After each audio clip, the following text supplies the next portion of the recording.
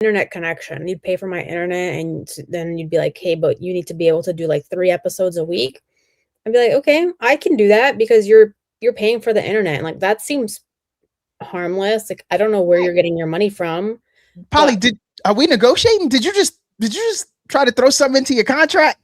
I mean, when you get Spectrum or whoever to sponsor you, and and you want to, spread that. I mean, I'll wear a shirt that says Spectrum on it. Yes, if we need to go there, right? Like we can Yeah. everything's negotiable in life. No doubt, no doubt.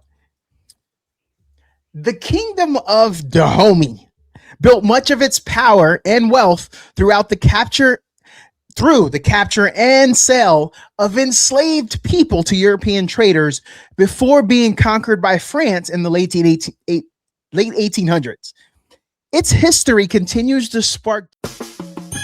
Is there anything better than a trip getting ready? Nope. For a long journey where our podcast released a new epi, searching for a fade fiend, new fixation. Giving this a subscribe is the same sensation. Started with the day ones, they gave us fuel to support the season. Could have been anywhere in the world, but you're here for a reason. Notification bells, text with friends, all to let you know. Check your Bluetooth, connect, talking with Delato. Welcome in, everyone. This episode, may your summer be abundant. And when I look at it, I'm going to have to go and make an edit because I didn't spell abundant. I just put abundant. So, Polly, that's how my morning is starting off. How are you today? Well, I'm good. I thought you were thinking about bundt cakes when I read that. I'm going to crawl into a shell and hide.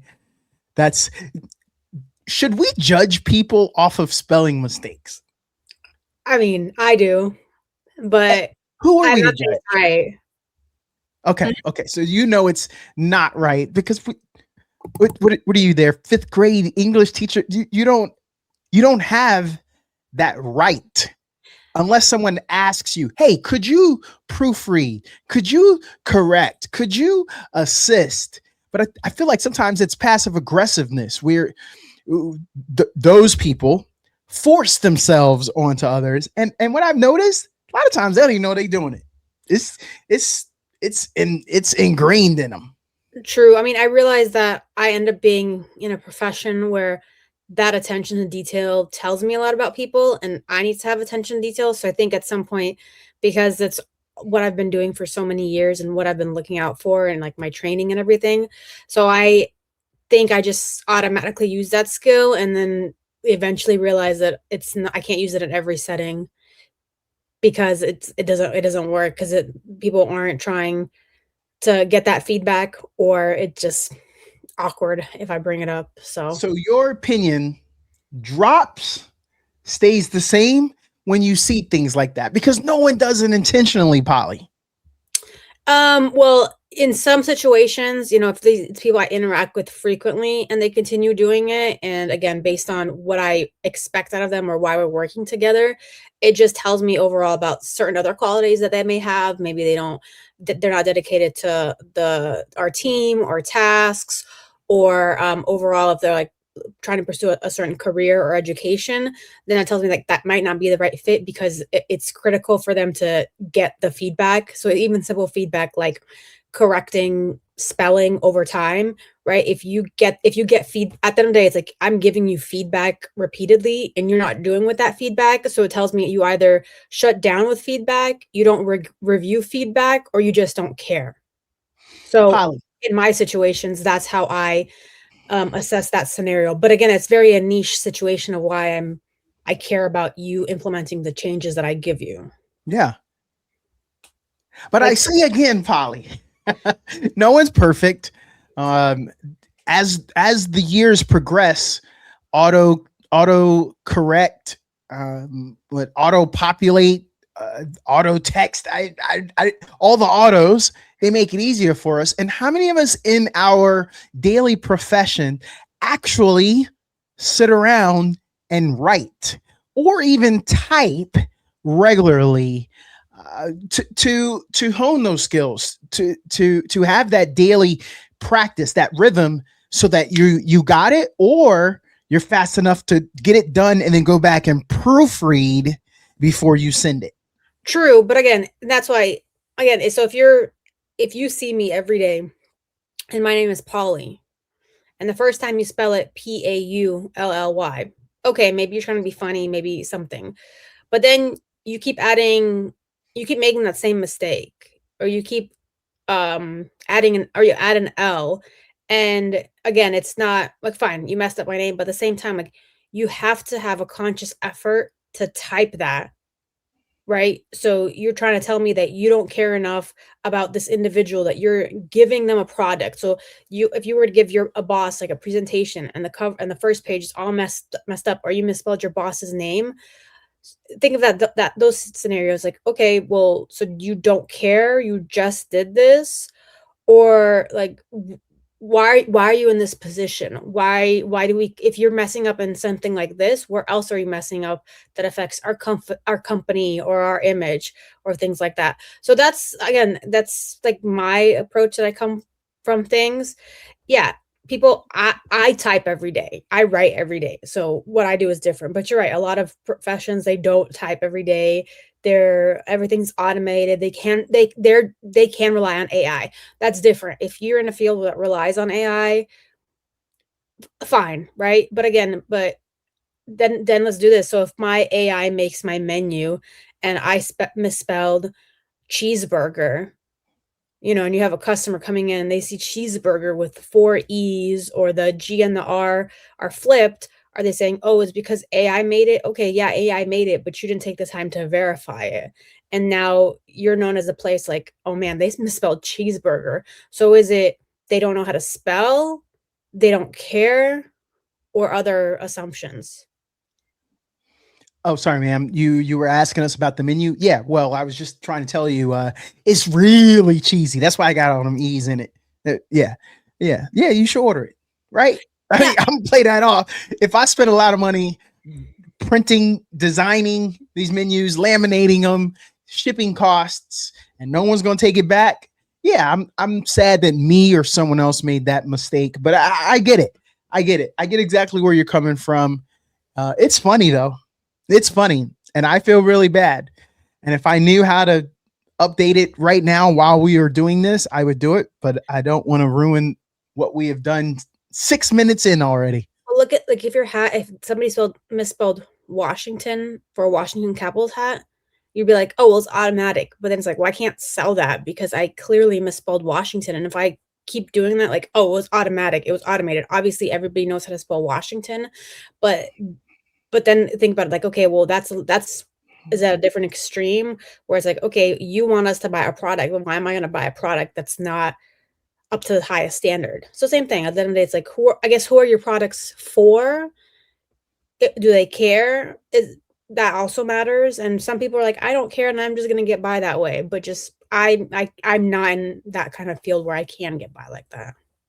Well, if it's a misprint on the hat or the shirt, another item that's going to get shipped off to a third world country. I don't know if you know what happens, but they pre-print Super Bowl, NBA Finals t-shirts, and the winner gets their shirt and the loser goes to a third world country, and you may see it on one of those. For the price of a cup of coffee, you could be feeding little starving kids in San Diego that live down the street from Polly Pockets in her mansion.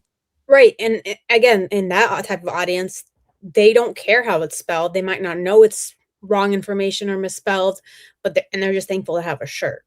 Yeah. So again, Yeah. that's a different scenario. Different scenario, different topic. Relationships. Hey, we went 7 minutes, 48 seconds in. About your spell, I mean, me Not judging bad. That shows restraint. Double P. I mean, come on, brother got a little restraint, a little bit. I'm not perfect. How many times I gotta say I'm not perfect? I know where I go. I'm Dr. Love with these relationships. Shout out to Dr. Love. Was an amazing psychology professor back in college, and everything he always said, oh yeah, well, that condition, yeah, it's based on love. Like he would frame everything. He was like, oh yeah, love, that's love, that's love, that's love. I was like, yo, the whole psyche is based off of love. Why Was we that do his things. real name, or you think a persona, Doctor? And his name was Love. Oh, okay. Wow. Yeah, it's amazing. He did not look though. Well, Like he was stereotypical college professor nerd looking. He looked like Doc from Back to the Future. Didn't stop the co-eds though. Co-eds was always lining up at his desk doing a lot of he. So he had that love psychology. I'm not insinuating anything. I don't know. I cannot confirm nor deny that Dr. Love was loving, but he's a cool cat. And he kept my interest, which is hard to do. I'm in class to socialize. I ain't there to learn. you're in love. So while Chris Hemsworth built a blockbuster career, Elsa Pataki carried much of the family load behind the scenes. After hearing she felt exhausted and unseen, Chris reportedly chose family over nonstop work. What does success mean without balance? I think what is that person's definition of success? Because for some people, they don't care about the balance, right? They just want, like, think of a star, and if their definition of success is becomes like number one singer, top Billboard charts, 7 albums, they may be a recluse. They may not have a family. They may not want to do media marketing campaigns, because for them, their success is, I just want to do this. But for other people, their success is having that work-life balance. That's why some actors, they do their things and then we don't see them for a couple of years, decades, and then you're like, oh yeah, they were really big 10 years ago, or they did this franchise.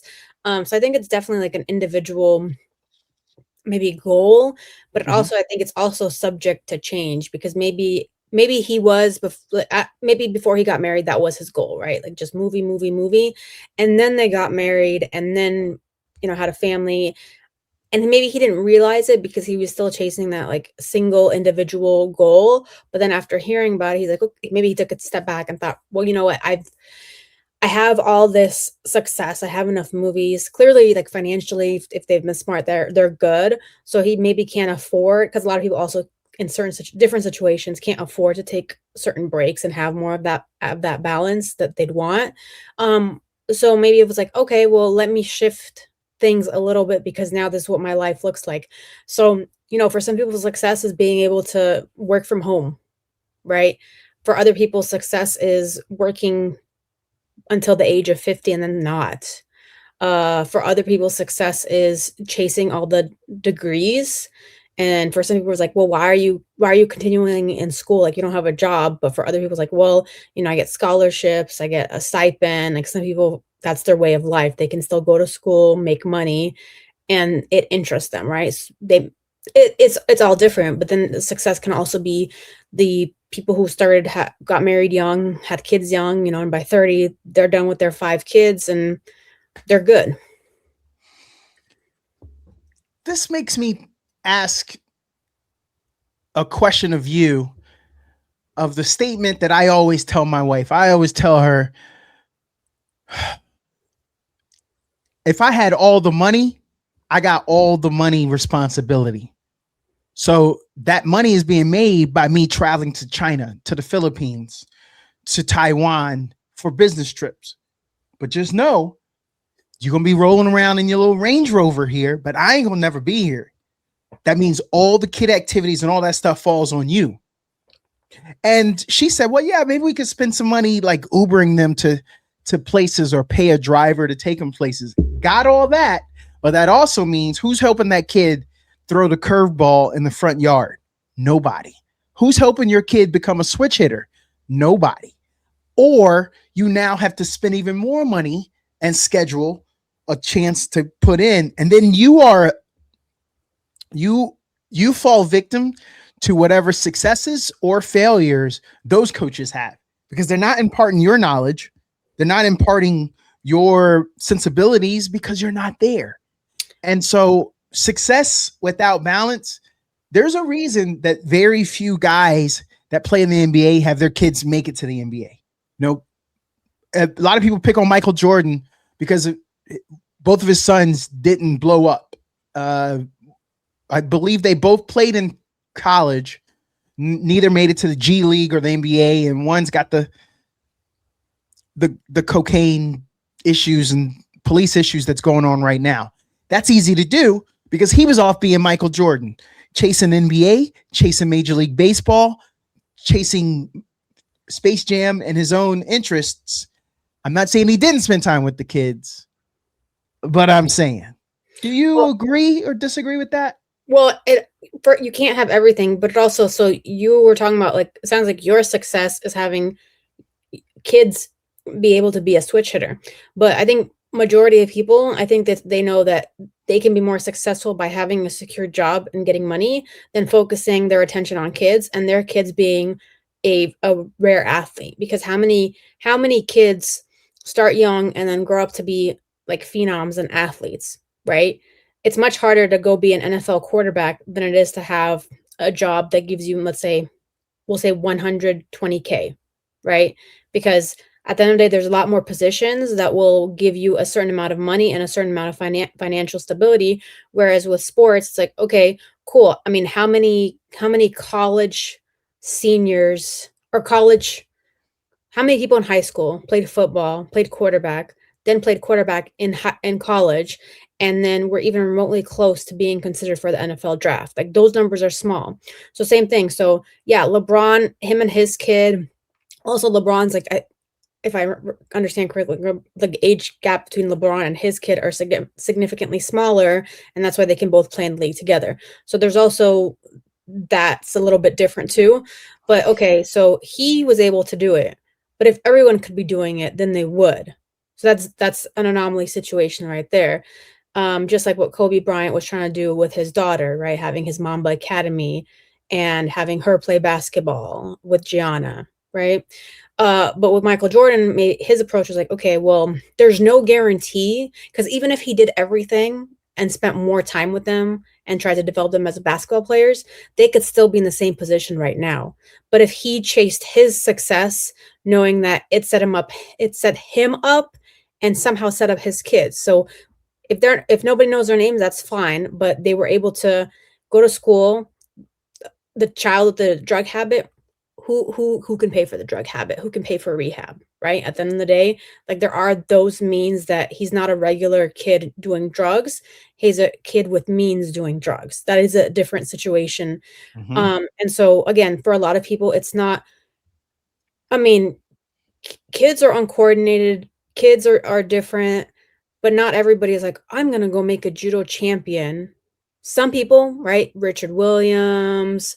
Think of any parents who were like, I devoted I think the joke is like a single black moms, right? Or the comedians are always like, oh, they make NBA players, so leave them alone, right?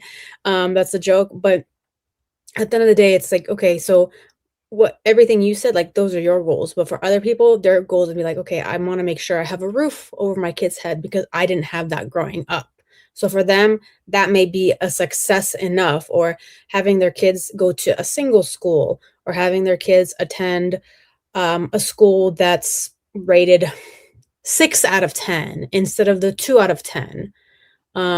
Making sure their kids had appropriate shoes, so that's what I mean. Like, I don't think everybody has the same goals as a parent and the same goals of success, but I also think that's okay. Yeah, I agree. Eileen Wang, the mayor of Arcadia, California, it's getting close to your neck of the woods, Polly, has been charged by the U.S. Justice Department with acting as an illegal foreign agent for China and has agreed to plead guilty. The case raises fresh questions about foreign influence, local government accountability, and national security concerns. How should local governments balance openness to international relationships with the need to guard against foreign political influence and national security risks? Listen, it's Arcadia.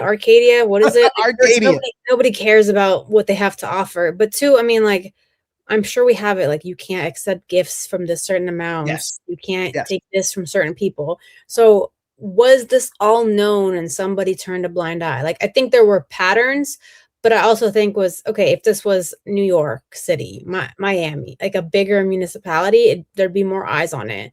But again, like if you tell people Acadia, they're gonna be like, Acadia National Forest, what? Where's that? So I think that matters, but I don't know, unless everybody else was corrupt there too and wanted a piece of whatever was being offered. I really don't know what they were thinking. Polly, I know it sounds bad, but it ain't that bad. Here's why it ain't bad, Polly. Tell me if I'm wrong. We, did I say espionage? Did I say spy? I ain't saying none of that, did I? Mm-mm. Who is turning down money? This goes back. I say it all the time, man. If you a player or you good looking or you spit game, you probably gonna cheat because you got so much opportunity and things are coming at you. So let me keep it on this. China found out about her and started sending a couple little items, like you said, little gift baskets here and there. Invited her over to come visit the motherland. I don't know. She said her name is Wang, and I'll have to look up her ethnicity, but brought her over. She took some trips. She brought families. They sent some envoys over. Envoys came over and said, hey, culturally, you got to accept our gift. We bow, we give you this. I'm making this up, but we bow, we give this to you. You accept it. Oh, by the way, we were looking to procure a contract to update all the software across all of your high schools in Arcadia. Oh, man, yeah, I could throw that contract to y'all. That is one of the items, acting as an illegal foreign agent. I'm just saying, if it's something like that, I could see more people doing that. Well, like we allow like okay, so government jobs don't pay a lot of money, but we allow people to donate to people's campaigns, and even if they're not a foreign agent, sometimes their incentives aren't exactly pure. Like I'll give this money with the understanding that you support me or you back my views and my regulations and whatever. So it essentially, like, we do that here. The only difference is not an external country, but even still, I mean, you can still be externally influenced without receiving something, you know? Yo, So Polly, it's quid pro quo. yeah. I, Like if you were to give me, you know, high speed internet connection, you'd pay for my internet and then you'd be like, hey, but you need to be able to do like 3 episodes a week. I'd be like, okay, I can do that because you're paying for the internet. Like that seems harmless. Like I don't know where you're getting your money from. Polly, But are we negotiating? Did you just try to throw something into your contract? I mean, when you get Spectrum or whoever to sponsor you, you know, and and you want to, you know, spread that. I mean, I'll wear a shirt that says Spectrum on it. If we need to go there, right? Like we can negotiate. Everything's negotiable in life. No doubt, no doubt. The kingdom of Dahomey built much of its power and wealth through the capture and sale of enslaved people to European traders before being conquered by France in the late 1800s. Its history continues to spark debate over accountability, colonialism, and the shared roles different powers played in the transatlantic slave trade.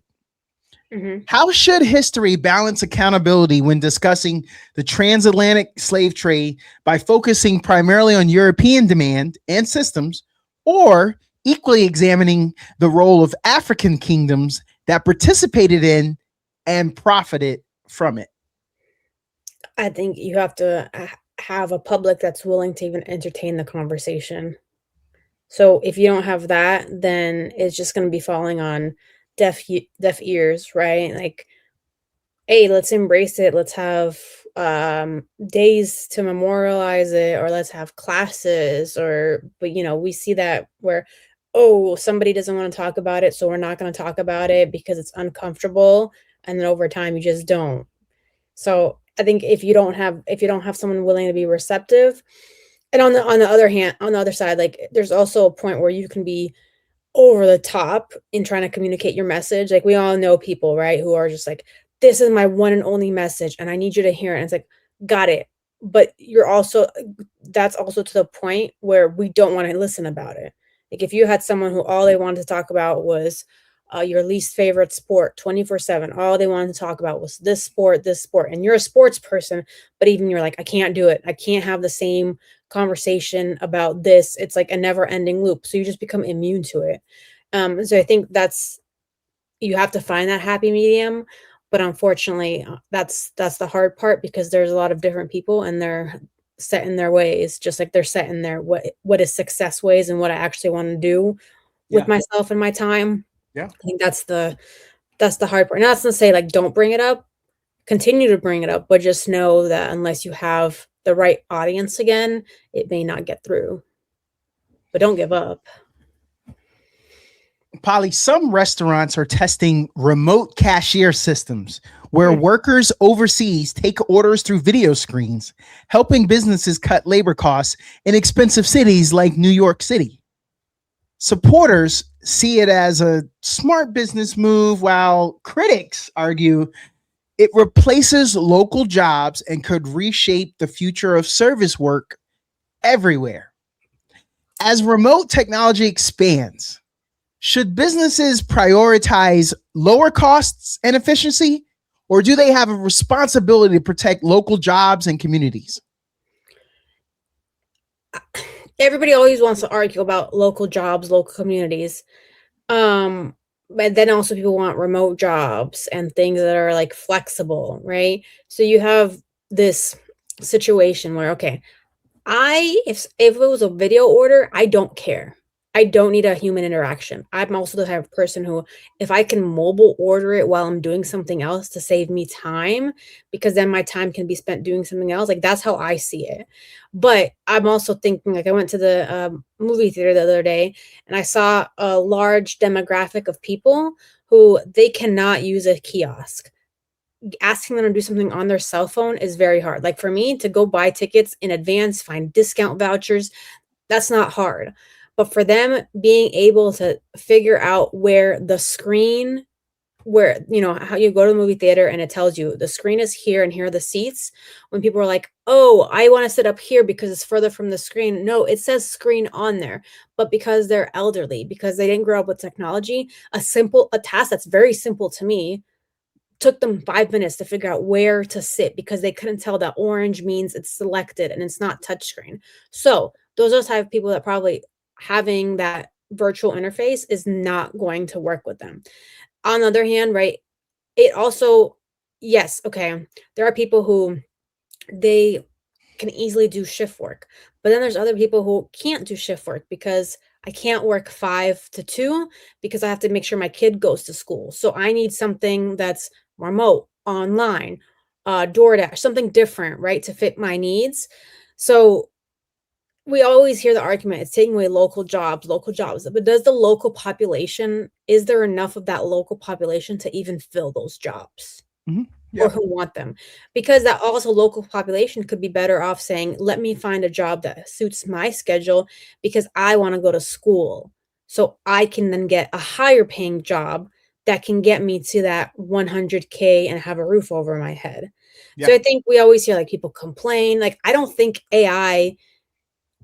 it's threatening everyone's jobs. AI has also been around. Like, do we think a person manufactures a car from start to finish? No. And how long have we not been manufacturing cars that way? So people, and does an individual package every single box? No. And we've been doing that for how many years? But there's Mhm. other jobs that sure, you can put in a machine and analyze my data, but that machine won't be able to brief the pertinent information in a meeting for executives and to understand that I need it to be able to be understandable, digestible, and hit a 5-minute block. Because Yeah. then the AI may not be able to answer the questions. Because how many times have somebody put something in Chat GPT and you know the information's wrong and you tell them that's wrong, and then they say, oh, you're right, that was wrong information. So I think you're gonna have those complaints, but Mhm. I don't think there's enough local jobs that are being affected. I think that's just a nice argument. I think that if this does take hold, if all of the McDonald's or fast food places are doing that, I think it just means it's time for us to pivot. If everyone is paying $2 an hour to someone over in the Philippines that's taking the orders, then that tells you how much it costs to do that work. And if no one here in America can or is willing to do it for $2 an hour, I know that's well below the minimum wage, but just stay with me on the example, people.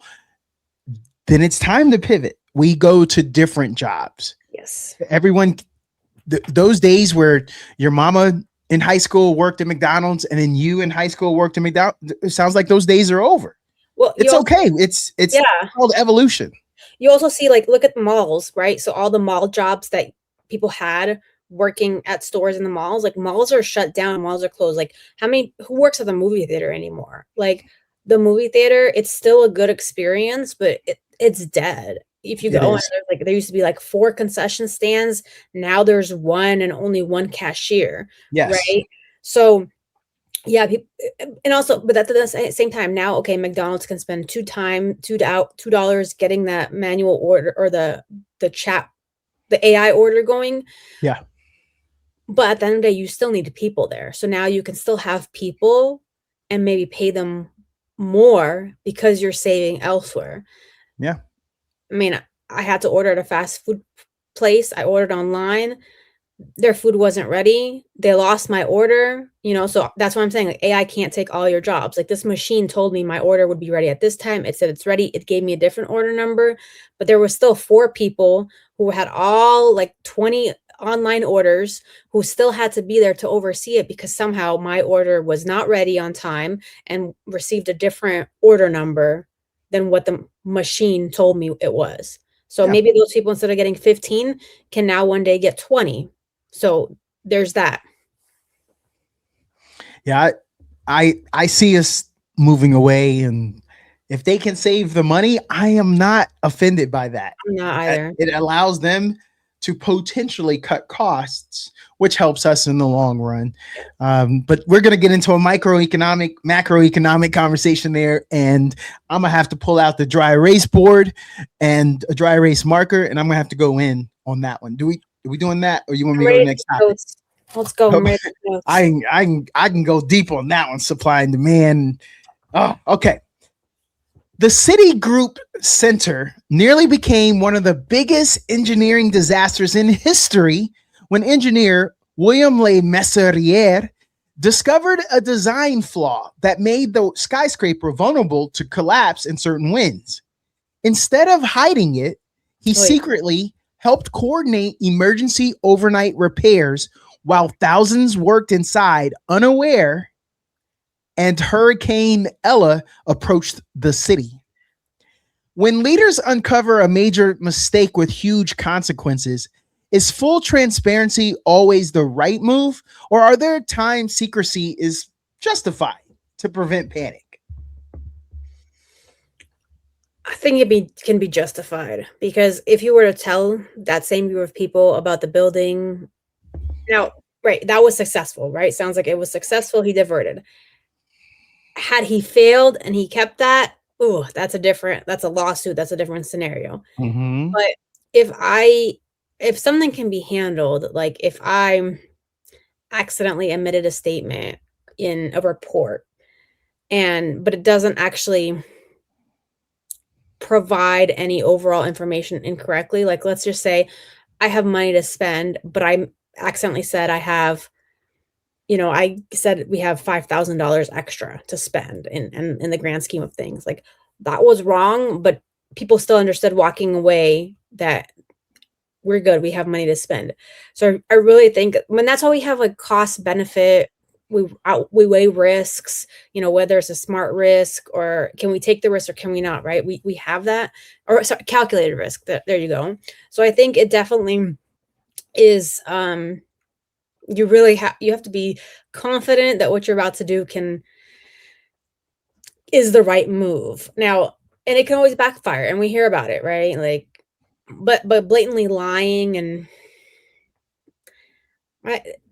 I think it's scenario based. I hate to say it. I think that's the situation, right? Yeah. No, I get that. I I want to pivot to another. Let's talk about mentorship. Let's. So the messages were leaked of a woman teaching her younger sister how to get a top athlete while in college like she did. Ooh. So I saw this on Facebook, teaching younger sister how to get an NFL or NBA level athlete while in college. And there were screenshots of the conversation. So the younger sister said, I want a football player, NFL, preferably a tall chocolate one, like you did. I want your life. That's easy, but you have to play your cards right. You can't be an emotional little girl. And then she said, teach me. Number one, he's the prize. Remember, he can change your life. You can't change his. Ooh. Number two, dealing with cheating. Don't look for it. Girls will throw themselves at him and some will succeed. If it's just a fling, let it go. But don't let him get emotionally attached to one of them. P.S. He'll always be attracted to black girls. Activate that shenane in her by picking at her and let him see it. He'll ditch her quick. LOL. Wow. Yeah. I guess some white girls wrote this. What was that? Some white girls definitely wrote this. If she's like us, it'll be harder because more than likely she's playing to win him too. Make him choose. Number three, be an asset. Be an asset. Him. I think she miswrote that. Fold his clothes, buy and bring him his food, do his homework, completely integrate it yourself in his life to where he can't function without you. Number four, don't embarrass him. Don't cheat. Don't text other men. His cute friends and teammates will try you. Big googly eyes. Ignore it. Just in case the relationship goes south, another athlete will see you as gold. Lastly, oh, there's more. There's more. I'm just going to stop here. Go completely wild on him in bed. Use throat spray. Do any and everything. Be spontaneous. Make it go down anytime, anywhere. Honestly, though, I feel like although she's very, trying to make sure it's an NFL, future NFL or current NFL player, she's not giving wrong advice in life in general, right? Because that's also like, if you find a right man, and he doesn't have to be an NFL player, but let's say makes enough money and you can be comfortable. Hey, if you feed him, you fold his clothes and you can go wild in bed, he ain't going go somewhere. And he'll probably have less items to choose from when it comes to cheating, right? I mean, that's funny. And does it happen? Probably. Like, I still don't understand why Travis Hunter is with his girl. And he gave her that pink ass Jeep for his Mother's Day. I guess I also missed the point where they had a kid, but whatever, right? And he should have left her a long time ago because her actions do not demonstrate that she's there forever, but maybe she's trying to prove us wrong, or at least that she's there for more than a year.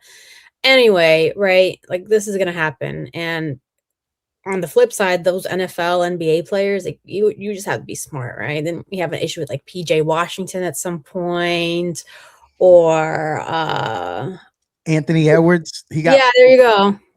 He told his baby mama, look, I'm gonna just give you the mill right now. Yeah, and I don't want to hear from you ever again. Cardi B's guy. I guess they're not together, right? How many does he have? So like, you see this, whether it's from the females trying to play the guys, or from the guys just playing the field too. Yeah, it's like, with more power comes more responsibility type of Spider-Man statement going on. But at least she's trying to tell her sister and warn her, because it's like, some people don't know that. Some people will be like, oh, he doesn't love me. Okay, chick, well, like, you are hard to deal with. You just want to be with him, but you also have flaws, right? At least this way, like, and though both girls can have flaws, but at least it's making your flaws seem like they're not that bad that somebody could, like, needs to have. Polly, you like to run on treadmills? Not my favorite, but I'm learning because of the weather.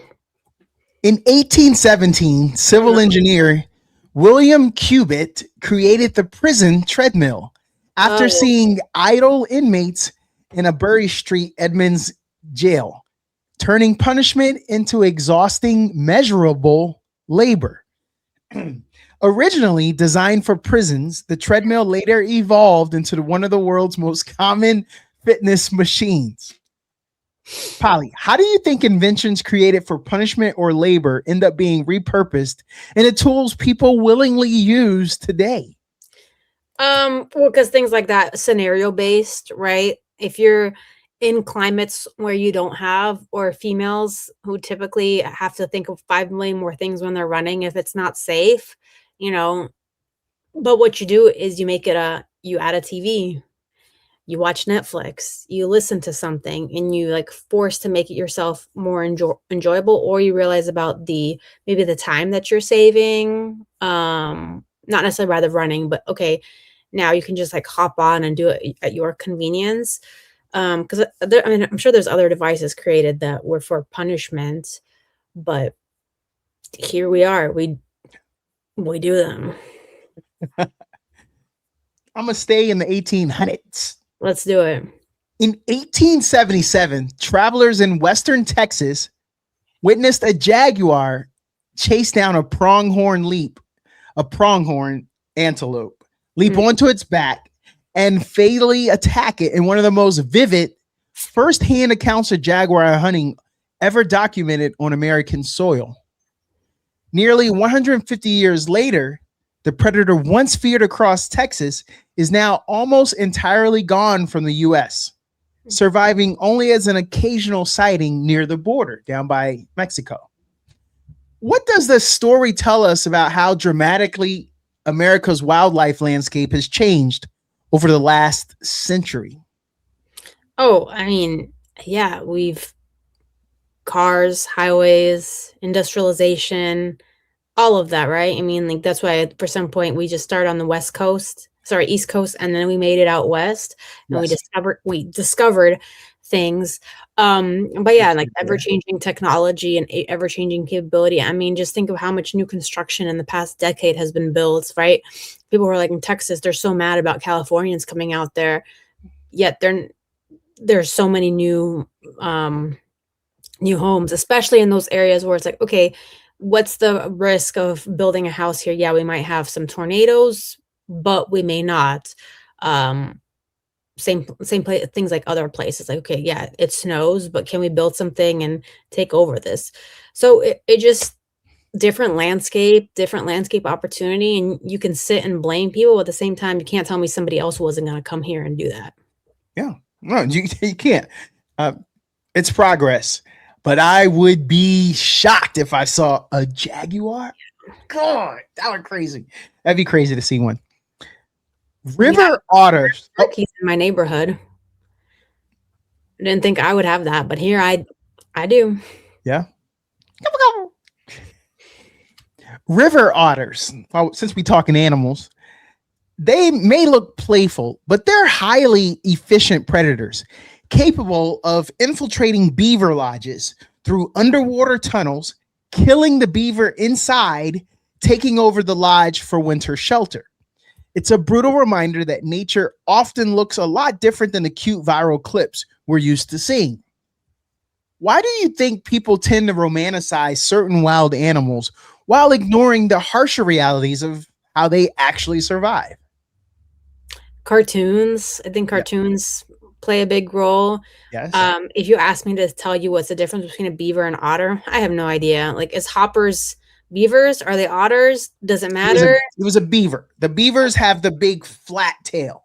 Well, I don't see enough beavers and otters in my daily life to tell you what they look like, right? I can tell you the difference between cars because I see cars every day.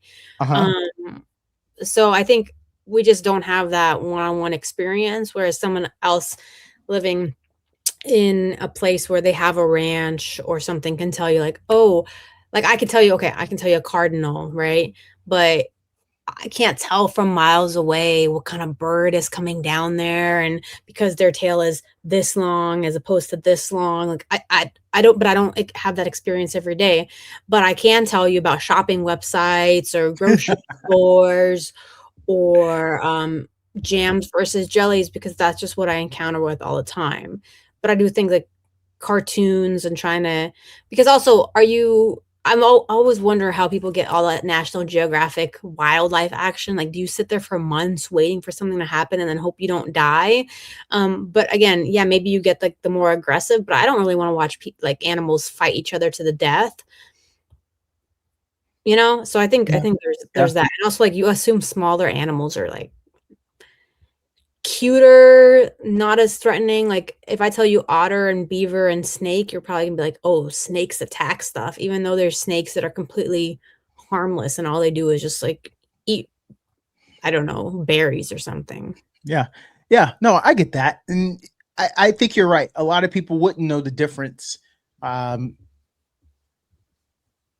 I'm pretty familiar. I even had a gentleman who he was the mink man, but we talked minks, we talked otters, and some of us know the difference. Well, We know the differences there. the same way as like we think certain dogs are cuter, like we assume small dogs are cute even though they won't stop yapping, and then you assume pit bulls are like the world's biggest enemy, even though some of them are just like stubborn and sweet and they just will roll over for you. But we also assume like dogs and cats are okay to have as pets, but if you say snake, that's the end of the world, right?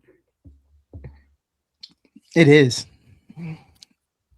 In the 1980s, corporate raider Saul Steinberg targeted Coleco for a hostile takeover. They made a video game, ColecoVision, hoping to capitalize on the company's massive success from Cabbage Patch Kids. Oh, But Coleco shocked Wall Street by fighting back with an aggressive Pac-Man defense, even buying shares in Steinberg's own company before ultimately paying him to walk away. Was Coleco's their bold counterattack a genius business move or a reckless gamble that could have destroyed the company? I think everything can be a gamble, whether it's reckless. It just depends on how much analysis, if any, their team did. Because you watch shows and people are just like, oh yeah, just do it. I don't care what happens, just do it. So at the end of the day, if it was successful, genius.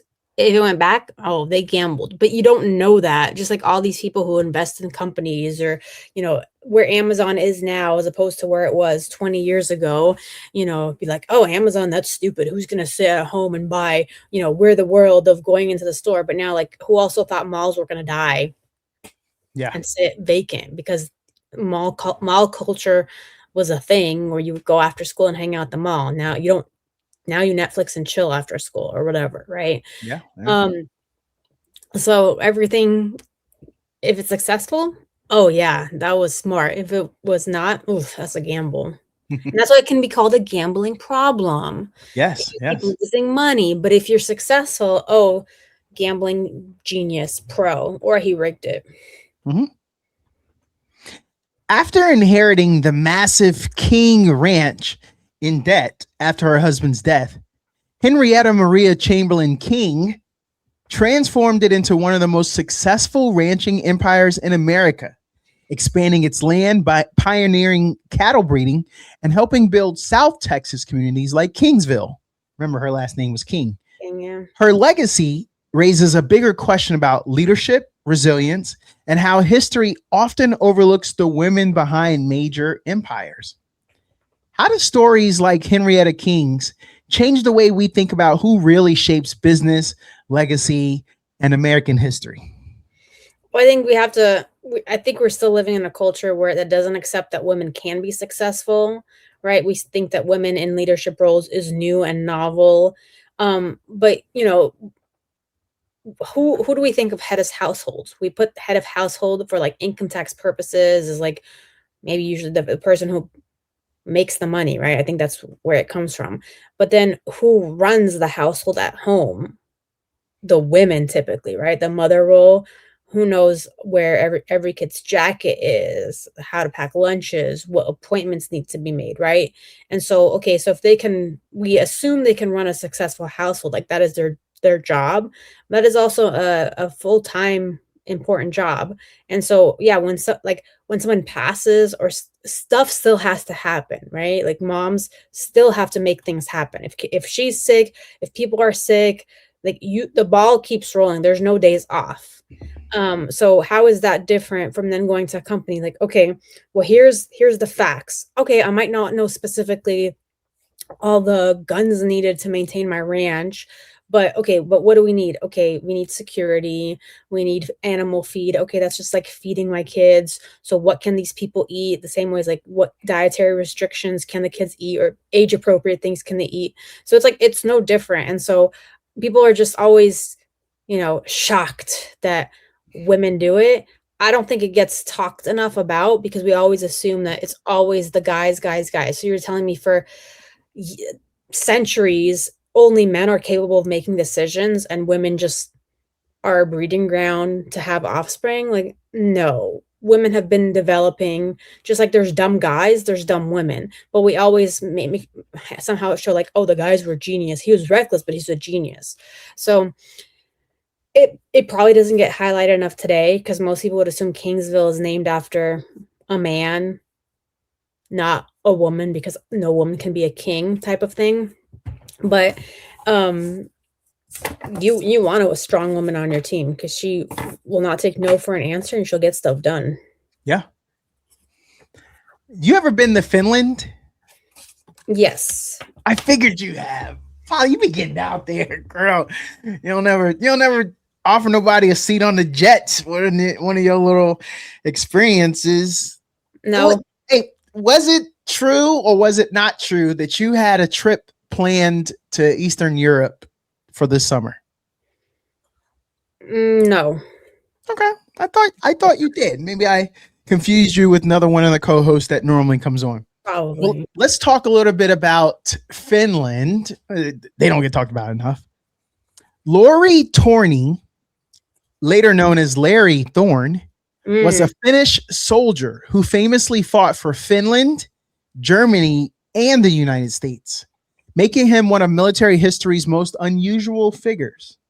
His legacy is debated because he was both a decorated war hero and someone who served with the Waffen SS, later joining the United States Army Special Forces. Does Lori Torney's military skill outweigh the controversy surrounding the causes and armies he chose to fight for? And let me go back on this one too. So when he fought for Finland, it was against Russia because he didn't want Russia to come over and invade. And then, so he hated Russians. Okay. So when the Germans started fighting the Russians, he jumped in with Germany to fight the Russians. And then he later came to America and fought the United States Army when the United States Army was fighting against communism over in Vietnam. So he's always been fighting against communism and Russia. So with all of that, does Lori Torney's military skill outweigh the controversy surrounding the causes and armies he chose to fight for? That's a dangerous route to take because, like, oh yeah, you could say, let's say he's fighting the bad guy, but who decides if he's fighting for the right cause? Because okay, so he says I'm fighting against Russia. Okay, yeah, Russia's bad. I'm fighting against Vietnam.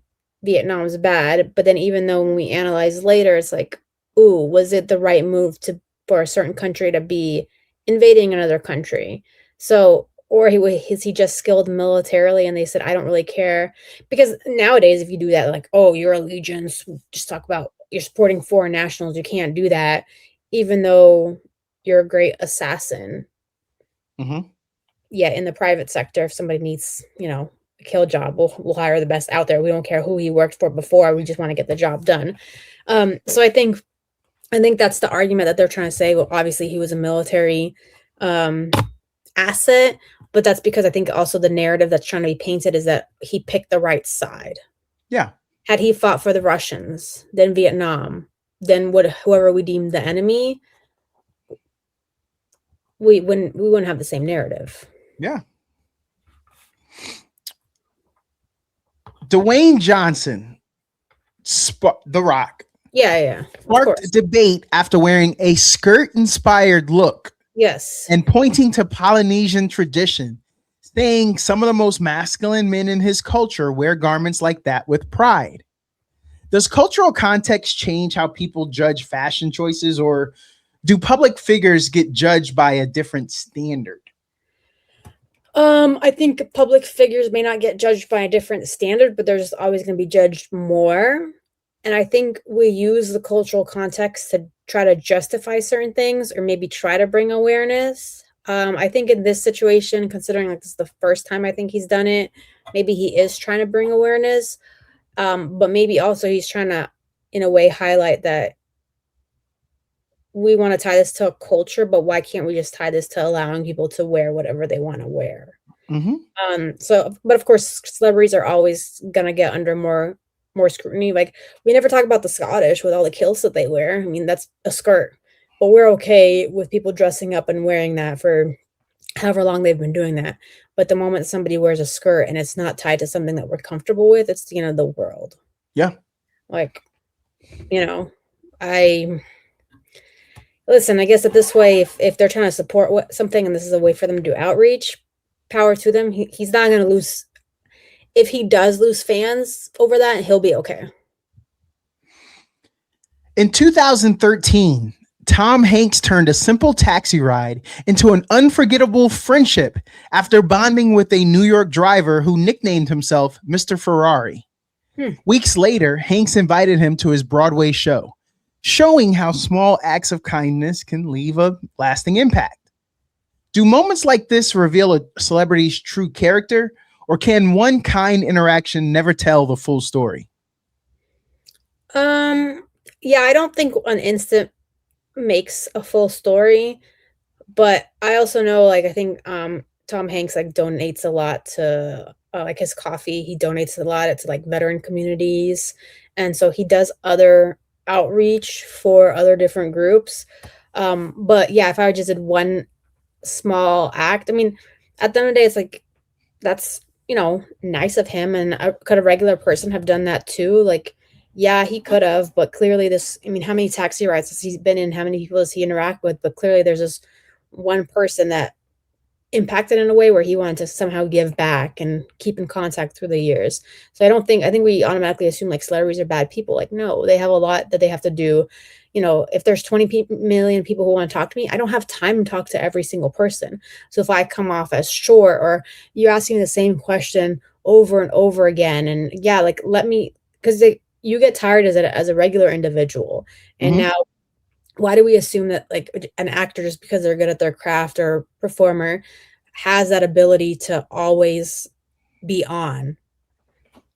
And then you see this one thing, it's like, oh, it's fake. Maybe that's who they are, and maybe they were caught in a moment where they weren't forced to be something that they're not comfortable with. As in, not saying fake, but if you ask me the same question 20 times, yeah, there's only so much energy I can have hearing that same question 2 days in a row. Yeah. But if can breathe and just have a conversation, that's very different. So I don't think actors are bad or mean people. I can get where they can come off as, unapproachable, but like think about who they have to interact with daily, as opposed to, I mean, we get customer service people who don't even want to accept your mail or your inquiry, and you're like, what's wrong with them? Like, this is their job. They're probably just as frustrated with having the same issue 5 times in an hour. Yeah. For them, we're just like, oh, that's what you get when it's customer service, but actors can't be that same way. This is last one, Polly. Yes, sir. Wilt Chamberlain gave a struggling 7'4" big man, Mark Eaton, simple advice in a pickup game. Focus on defense, rebounding, and protecting the rim, not trying to do everything. That 5-minute conversation helped reshape Eaton into a 12-year NBA player, 2-time Defensive Player of the Year, and a shot blocking legend. So, Polly, can one piece of advice or one mentor completely change someone's career trajectory? Or does success still come down to the work after the moment? I think it still comes down to work after the moment if this is a one-time interaction. So if someone is being a mentor and like repeatedly tells you things over and over, then it's probably you working with that person or you getting their advice. But if someone was to tell me, you need to do this, I never talk to them again, and then I, do something that's like successful, I don't think you can attribute it to that one person. So the moment you said, oh, a conversation changed his life, like, no, because he probably always was doing basketball. He had to fine tune these details, and then after having this conversation, all of a sudden he was like, "Oh, well, Will Chamberlain told me this, so I have to do it." Or did he think, "Okay, let me go find a team who can help me get better at this and actually make me do it?" So I don't. Sure, he can credit Will Chamberlain if he wants, just to give him that, like attention. But I don't think it's just one person, one conversation. I think it has to be some like repeated actions or phrases, reminders. Reminder that Polly Pockets does make stops on this podcast with us, and it's always fun. Thank you for coming on. Thank you for talking with Donato. Have a great day. Thanks, you too. Until next time.